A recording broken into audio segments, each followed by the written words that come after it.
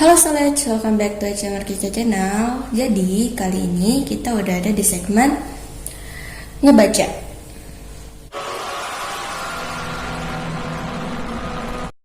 Nah guys, jadi kalau di video-video sebelumnya aku lebih cenderung kayak ngebahasin BTS, Blackpink gitu-gitu. Nah, banyak banget fansnya dari NCT Dream sama NCT 127. Jadi nge-requestin tentang gimana sih idol mereka itu. Nah, sebenarnya aku udah janji nih minggu ini sebenarnya aku bakal ngebacain NCT. Cuman apa ya, member NCT itu terlalu banyak sehingga aku tuh jadi kayak nanti kalau aku bacain secara umum nanti kalian gak puas kalau aku bacain satu-satu nanti, tapi butuh waktu juga gitu. Nah, jadi kali ini aku bakal ngebahas yang pertama dulu, yaitu Taeyong dari NCT One apa tadi 127 ya, 127 lah pokoknya gitu. Soalnya aku juga nggak terlalu ngerti sama yang idol-idol baru yang belakangan baru muncul, kecuali kalau membernya dikit masih aku netralisir lah. Ini 127 ya, NCT 127. Jadi kita bakal ngebacain tentang Taeyong.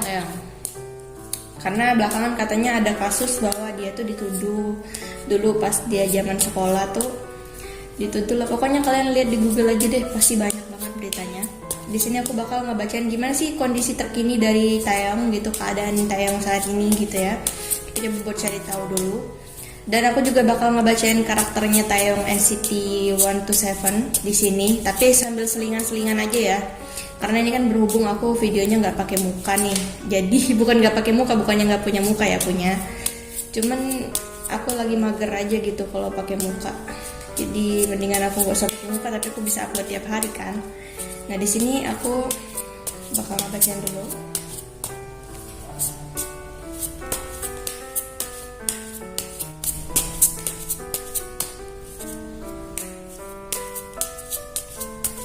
Oke, kita bakal ngebacain kondisi terkini dari Taeyong NCT 127 untuk tahun 2020 ini. Gimana sih keadaan dia setelah kasus-kasus yang telah lagi heboh-heboh belakangan ini ya. Keadaan terkini, kondisi terkini dari Taeyong. Ini bisa dibilang all about Taeyong di video ini.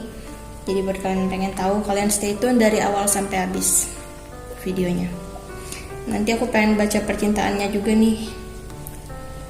Tapi kita coba cari tahu dulu gimana keadaan dia saat ini. Nah di sini pertama nih ada kartu Eight of Pentacles ya. Jadi di kartu Eight of Pentacles ini aku merasa Taeyong itu keadaan dia saat ini sedang fokus untuk bekerja gitu. Jadi dia tuh sebenarnya nggak pengen terlalu musingin tentang hal-hal yang terjadi di masa lalu. Karena apa? Karena di sini dia fokus untuk menata masa depan dia yang lebih baik lagi di kehidupan yang saat ini gitu. Nah di sini dia memutuskan untuk mencoba untuk bukan melupakan sih, enggak, dia melupakan sih enggak, tapi mengalihkan pikirannya biar dia nggak stres mungkin ya tentang masa lalu itu dengan sibuk bekerja atau fokus bekerja. Jadi ekstra gitu kerjanya di sini ya. Aku lihat di kartu ini. Jadi di sini ada King of Wands. Di sini dia tuh bisa untuk mengontrol dirinya di sini ya. Jadi dia tuh udah bisa buat mengontrol dirinya dan tidak mau lagi melihat-lihat ke arah masa lalu.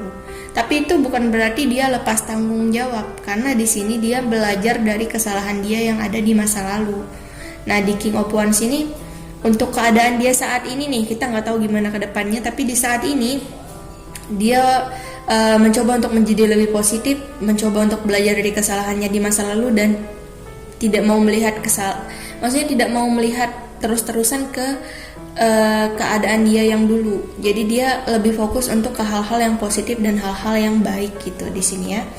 Tidak ada perasaan gimana dendam apa enggak. Di sini kayaknya enggak ada perasaan-perasaan seperti itu. Karena di sini dia sebenarnya masih menjalin hubungan yang baik dengan korban gitu ya.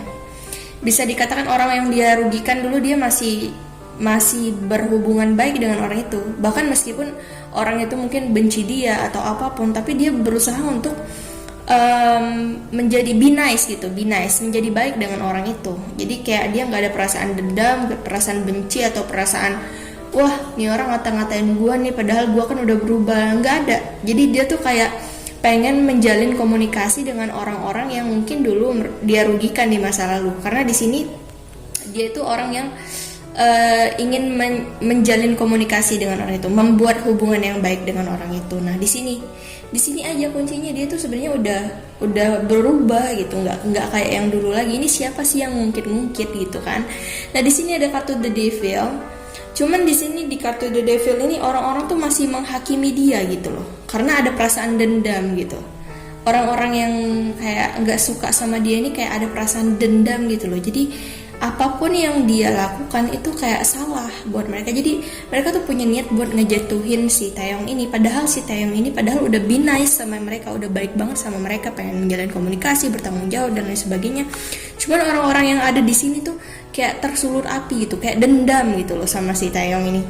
Padahal Taeyong ini kayaknya udah berubah gitu, udah nggak ada lagi perasaan-perasaan yang negatif. Tapi orang itu selalu saja mencari kesalahan si dari Taeyong ini gitu, karena dia dendam. Nah di sini, tapi pada akhirnya hal-hal seperti itu, orang-orang yang seperti itu tidak akan menang ya, karena ya kita nonton aja di film-film ya, biasanya yang kebaikan itu yang baik pasti menang. Nah di sini dia mencapai kemenangannya pada akhirnya gitu ya, mencapai posisi tertinggi di dalam kehidupan dia, posisi tertinggi di dalam karir dia, karena di sini ada dukungan dari keluarga, dari fans, dari teman-teman satu grup gitu, dari orang-orang yang terus mensupport dia sehingga dia bisa untuk meraih goals yang ingin dia capai untuk tahun 2020 ini ya. Jadi di sini ramalannya bagus ya. Tapi di sini dia harus menentukan arah langkah dia ke depan, karena kalau dia nggak punya arah langkah ke depannya mau gimana, nanti ini jadi satu tujuan yang nggak jelas akhirnya gimana gitu loh. Sebenarnya prospek karir sudah bagus, cuman di sini harus lebih ditetapkan lagi, ditekadkan lagi arahnya mau lebih kemana gitu ya. Karena di sini seperti masih ada hal yang masih belum jelas ke depannya yang harus dia lalui. Dan di sini dia sudah memutuskan untuk tidak melupakan, maksudnya seperti tidak mau terlalu memikirkan masa lalu, hal-hal yang memfitnah dia, orang-orang yang ngata-ngatain dia mencoba untuk bodoh amat dengan semua itu gitu di sini. Karena prospek karir dia sini bagus gitu, dan orang-orang yang dendam ini akan tetap selalu ada gitu ya. Jadi nggak usah terlalu diambil pusing buat kalian fansnya, karena di sini aku lihat dia udah moving on dari permasalahan di masa lalunya. Jadi kita sekarang coba buat lihat ya prospek karir dan tentang keadaan dia saat ini udah aku baca. Jadi sekarang kita coba buat ngebacain gimana sih percintaan dari Taeyong NCT Dream ini, NCT 127 sorry, karena aku nggak tahu gitu. Jujur aku nggak tahu. Oh ya, buat kalian yang pengen, kan aku udah janji nih pengen ngebacain NCT. Selanjutnya kalian nanti DM aja Instagram aku aja Markica ya. Kalau seandainya video ini tembus 5.000 view lah, 5.000 view, nanti aku bakal ngebacain lagi buat NCT ya. Jadi buat kalian NCTzen, kalian spam view lah gitu, spam view lah. Jadi aku bersemangat buat ngebacain NCT, karena jujur aku kalau yang membernya udah terlalu banyak tuh agak capek gitu. Tapi kalau kalian banyak yang nonton, aku jadi lebih semangat buat bikin tentang NCT ya. Kita mulai dari Taeyong dulu ini. Untuk percintaan Taeyong 2020 seperti apa?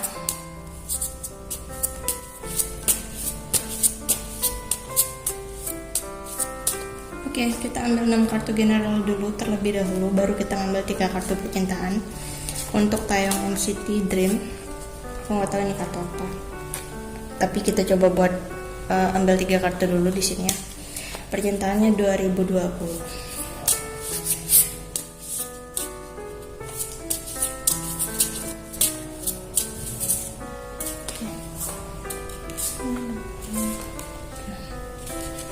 Oke, kita coba buat bacain dulu.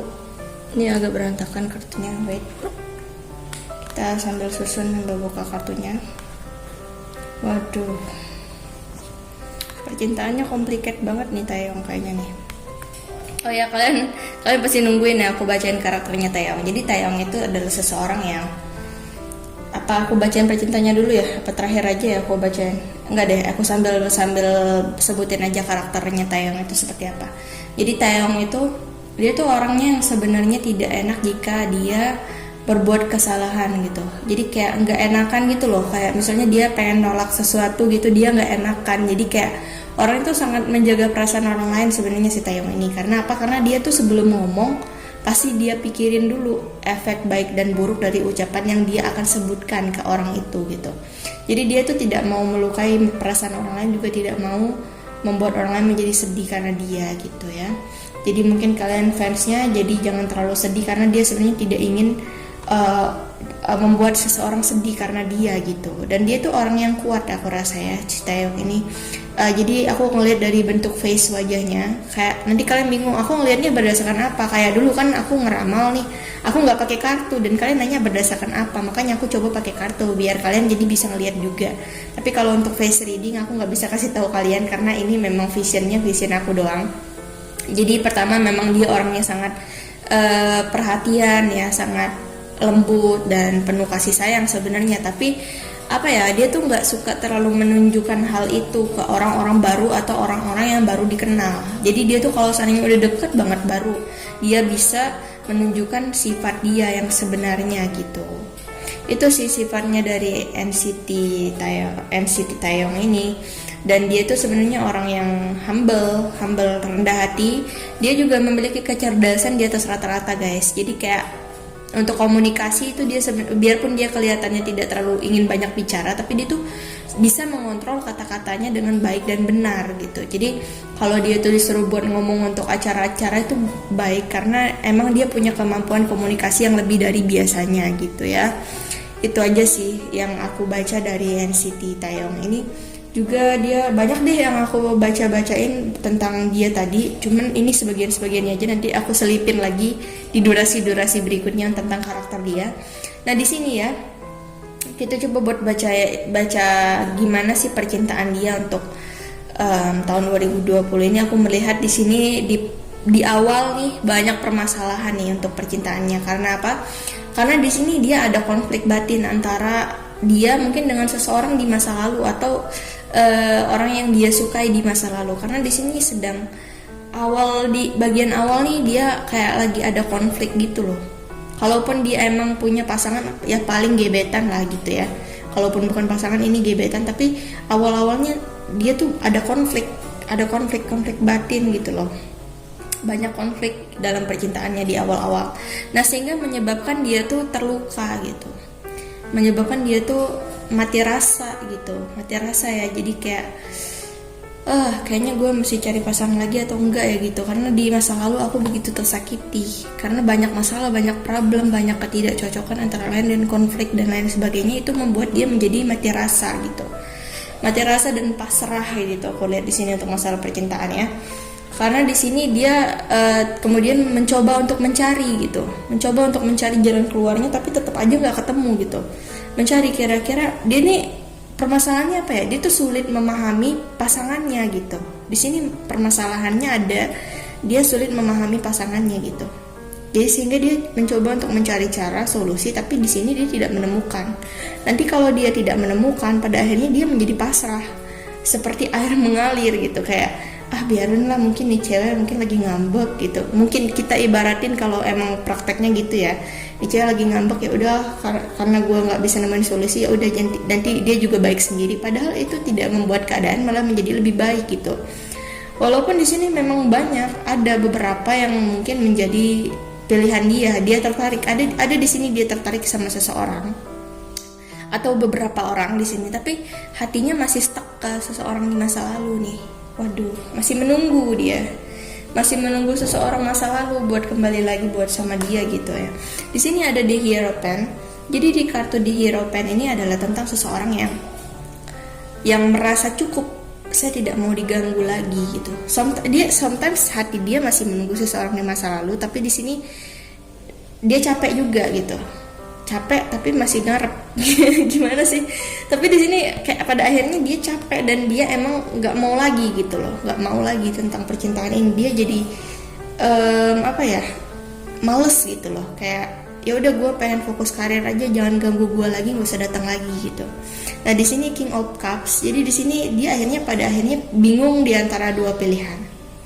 Dia bingung antara dia tetap pada prinsipnya untuk lurus tanpa mandang percintaan lagi, atau menyimpan harapannya yang masih besar untuk ingin kembali kepada seseorang itu.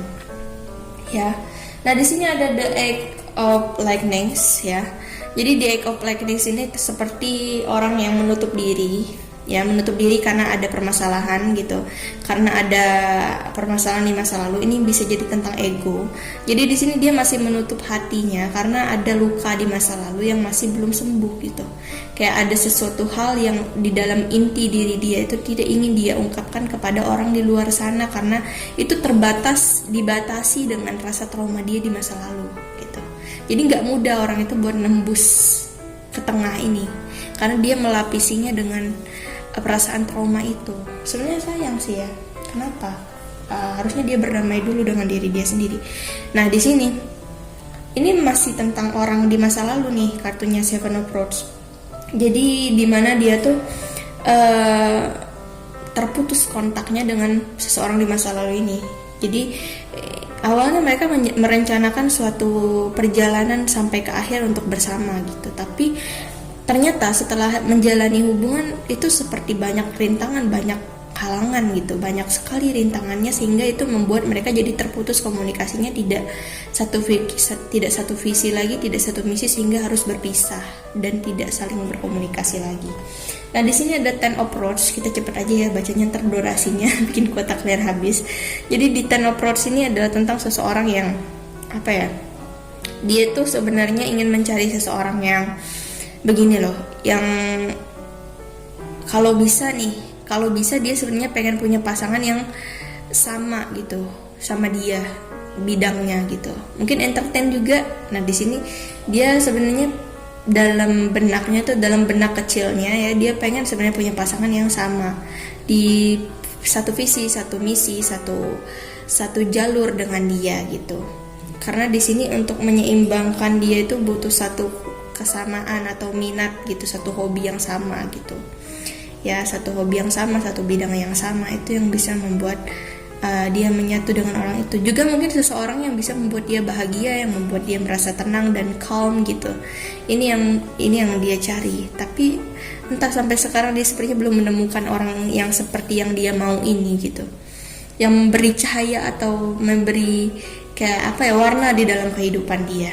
Dia mencari orang seperti itu, tapi untuk saat ini belum. Karena dia masih terjebak di dalam masa transisi hati gitu. Antara dia mau moving on dari seseorang ini atau dia membuka hati untuk seseorang yang baru. Keren banget ya percintaannya Taeyong. Jadi guys, aku udah ngebacain nih ya, ngebacain karir, keadaan dia saat ini dan juga percintaannya. So, terima kasih buat kalian yang udah nontonin video aku kali ini tentang NCT 127. Kalau kalian emang banyak banget yang nonton, kalau sampai 5.000 view-nya, aku lanjut lagi buat bacain NCT. So, jadi kalian spam view ya. Oh ya, buat kalian yang pengen konsultasi personal, kalian bisa lihat kolom description box aku yang ada di bawah video ini. Jangan lupa juga buat klik like, comment, dan subscribe-nya. Dan share juga ke teman-teman kalian sesama NCTzen. See you guys, bye.